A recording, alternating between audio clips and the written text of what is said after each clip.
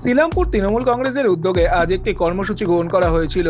পথ চলতি মানুষ থেকে শুরু করে সমস্ত যানবাহনের ড্রাইভার, খালাসি এবং সর্বোপরি সমস্ত গ্রামবাসীদের জন্য শ্রীরামপুর তৃণমূল কংগ্রেসের তরফে থেকে ঠান্ডা পানীয় জল, বাতাসা, ছোলা ইত্যাদি বিতরণ করা হয়। আপনাদের যে কর্মসূচি আজকে কি উদ্দেশ্যে নেওয়া? এই এত তাপদাহ বা এত গরম, এটা মানুষের কথা মাথায় রেখে তৃণমূলের পক্ষ থেকে শ্রীরামপুর গ্রামের সকল কর্মীগণ একটা জল খাওয়ার ব্যবস্থা করা হয়েছে। জল, বাতাসা, তার সঙ্গে কলা দিয়ে প্রতিটা মানুষকেই জল খাওয়ার ব্যবস্থা করা হয়েছে তৃণমূলের পক্ষ থেকে।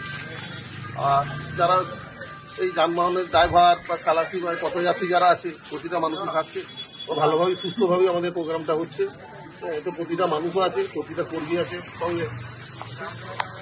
এরকম চিন্তা ভাবনা আপনারা কি এটা চলতেই থাকবে। এত গরম, মানুষ আর করতে পারছে না, যার জন্য এই প্রোগ্রামটা চলতেই থাকবে।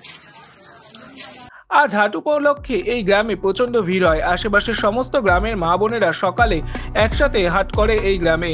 তাদেরকে সাময়িক স্বস্তি দেওয়ার জন্য শ্রীরামপুর তৃণমূল কংগ্রেসের তরফ থেকে ঠান্ডা পানীয় জল, বাতাসা, ছোলা ইত্যাদি বিতরণ করা হয়। উপস্থিত ছিলেন তৃণমূল কংগ্রেসের সমস্ত নেতৃবৃন্দ, তৃণমূল কংগ্রেসের বুথ সভাপতি জয়ন্ত সিং, এলাকার শিক্ষক শিক্ষিকা ও বিশিষ্ট জনসেবী ও রক্তদান আন্দোলনের সাথে যুক্ত শুভদীপ সিং। এদিন প্রায় 2000-এরও বেশি মানুষ ওকে এই পরিষেবাটি দেওয়া হয়। শ্রীরামপুর থেকে নিজস্ব প্রতিনিধি রিপোর্ট, এনএম নিউজ। আরও খবরের আপডেট পেতে সাবস্ক্রাইব করুন আমাদের ইউটিউব চ্যানেলটি আর বেল আইকনে ক্লিক করুন নোটিফিকেশনস পেতে।